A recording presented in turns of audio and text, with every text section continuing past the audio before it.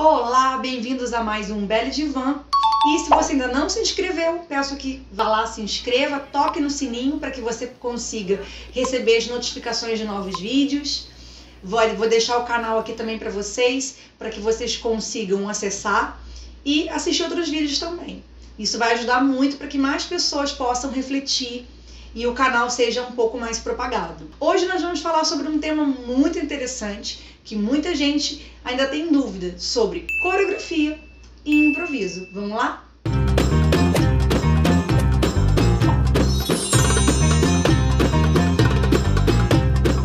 Então, muita gente fala que coreografar é muito importante. E outras pessoas defendem a ideia de que o improviso é imprescindível para ser uma boa bailarina. Mas a gente precisa analisar muito friamente sobre esses dois casos para a gente perceber qual é a importância de cada um, antes da gente sair por aí falando que eu gosto de coreografia e gosto de improviso. Primeira coisa que a gente tem que pensar é sobre a própria história da dança do ventre aqui no Brasil. Quando ela surgiu, as aulas eram feitas dentro da própria casa da professora. A gente tem registro, por exemplo, da Samira, a nossa mestra Samira, onde ela levava as alunas, isso aí década aí de 70, que a gente tem esse registro dela mesma, da filha dela falando, onde ela levava as alunas para casa dela para poder estudar. Então surgiu muito assim, de uma maneira muito informal. A dança do ventre, ela não tinha um método desde o início. Então a bailarina se apresentava, a outra assistia, anotava e depois dançava. Ela muito se inspirava. Era muito pelo método demonstrativo, onde você observava a bailarina dançar e dançava também. Então ela surgiu muito como improviso. Até porque boa parte do nosso mercado, até hoje é assim, e que bom, pede o improviso em relação à interatividade. Enquanto outras danças são muito de palco, o balé, por exemplo, a pessoa assiste do começo ao fim, aplaude só no final, um show árabe, para que seja realmente um show árabe, ele tem que ter interação. Esse é o ponto forte, principalmente de quem é bailarina profissional, que é interagir, chegar perto da plateia, certo? Os casamentos, então, desde de tempos imemoriais, existe as danças dentro dos casamentos. E aí esse show, ele era muito focado na interatividade para os noivos, para os aniversariantes, né? Então não surgiu como uma dança que tivesse A e B muito bem específicos, coreograficamente falando, como um método de ensino. Com o tempo é que isso começou a mudar. E aí algumas professoras começaram a ter métodos e as bailarinas começaram a também coreografar. Então depende muito.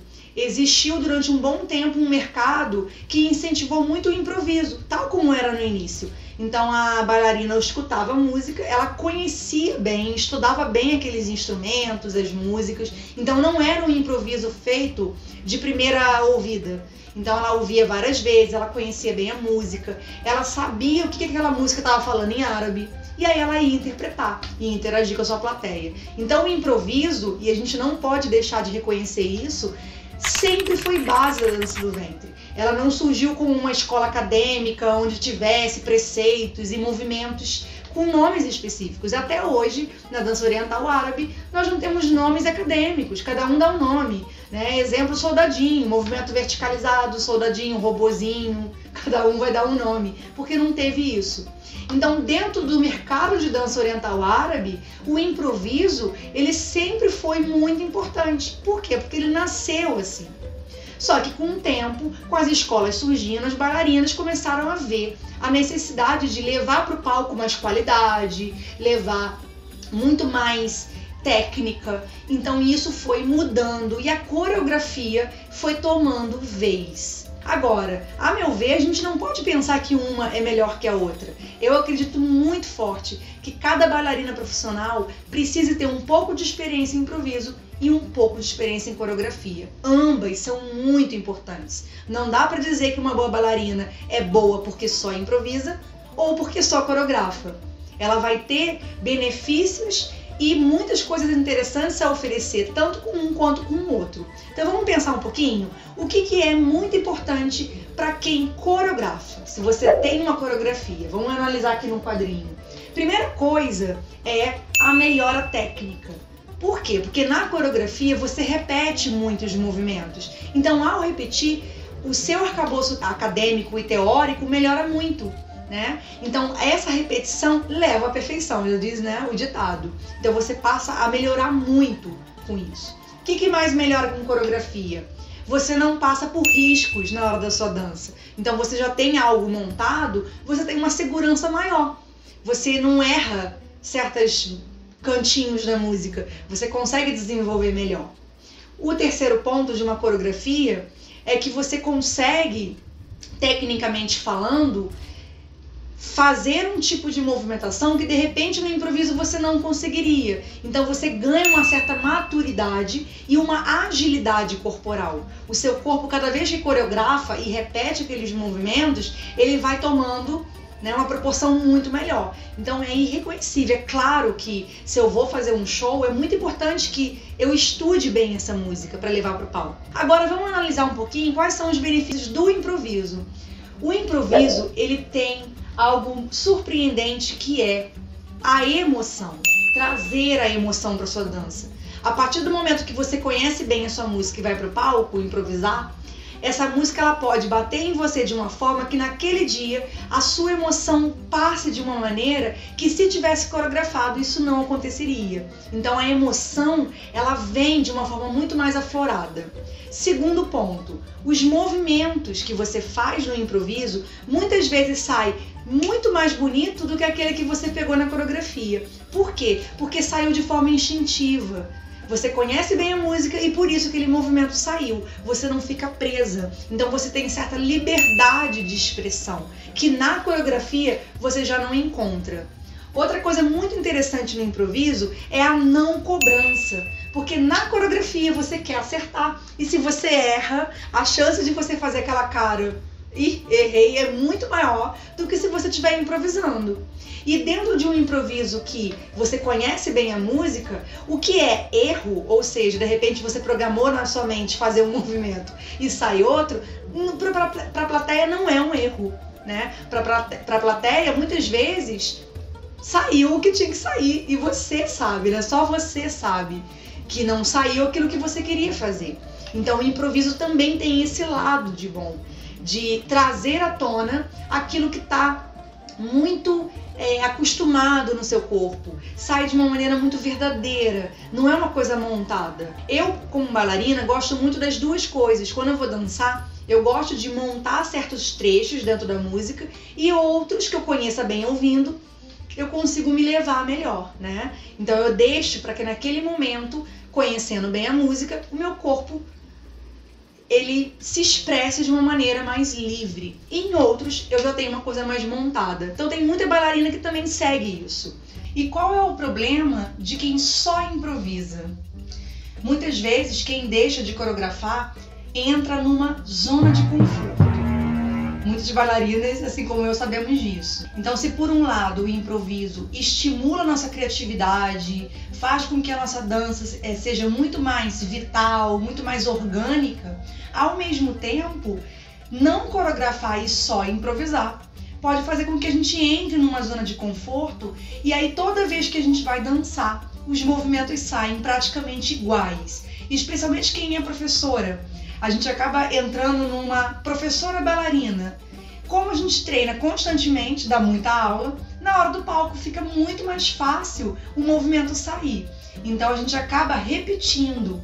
Isso acontece muito para quem só improvisa. Você vai dançar e não vem nenhum outro tipo de movimento diferente. Por quê? Porque você acostumou o seu cérebro àqueles mesmos movimentos. A gente entra na zona de vício, aqueles movimentos vícios. Por exemplo, você bailarina, para e pensa aí um movimento que sempre acontece na sua dança. Sempre tem um movimento que de repente você finaliza a frase, é o mesmo tipo de movimento. E quando você coreografa em contrapartida, você consegue achar soluções para que tire um pouco desse vício. Então, por exemplo, se você tem muito costume de terminar a frase com um redondo grande, quando você para estudar, você começa a sair dessa zona de conforto e começa a achar soluções, começa a achar movimentos que te tirem um pouco daquilo ali. Então, dessa forma, você passa a ter um improviso mais inteligente. Então, olha que legal como que a coreografia pode contribuir para o improviso. Quando você vai coreografar, quando você vai estudar e pensar algum movimento diferente que você não use, alguma técnica diferenciada, o seu improviso ele começa a ser melhor. E quem disse que quem improvisa é preguiçosa e não estuda? Muito pelo contrário, também existe o estudo do improviso. Uma bailarina, ela pode estudar constantemente, colocar várias músicas em casa e dançar sem premeditar, sem pegar os movimentos iniciais. Isso faz com que o nosso corpo crie uma agilidade e o nosso ouvido aceite muito mais rápido o estímulo auditivo que a gente tem da música. Então, quando o som entra na cóclea, que a gente tem aquele estímulo da música, que causa aquelas sensações, é como se o nosso corpo tivesse vários botõezinhos e esses botõezinhos fossem acionados.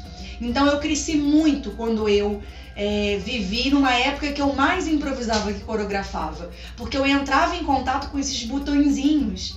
Então, ao mesmo tempo que eu improvisava diversas músicas, porque em determinado mercado me exigia isso, ao mesmo tempo, ao coreografar, eu ia pegando movimentos diferentes daquele que eu fazia. Então, apenas só coreografar pode ter suas questões e apenas improvisar também, como eu acabei de falar, você entra na zona de conforto. E qual seria o problema de você ficar apenas coreografando? Você perde todo esse momento aí orgânico. Às vezes a criatividade acaba caindo um pouquinho, porque você se torna um pouco mais mecânica ao coreografar. Então tem seus benefícios da coreografia, mas se você só coreografa, você entra num estado tal que se qualquer coisa saia do script, você entra em desespero. Eu vejo muito isso. Então, por exemplo, uma bailarina profissional que esteja preparada, se algo sai diferente e ela apenas coreografa, ela entra em desespero. Nossa, eu não preparei isso. Meu Deus, e agora? O que eu vou fazer? Eu treinei, fiz a coreografia a semana inteira e a bailarina me pediu outra música pro show. E agora?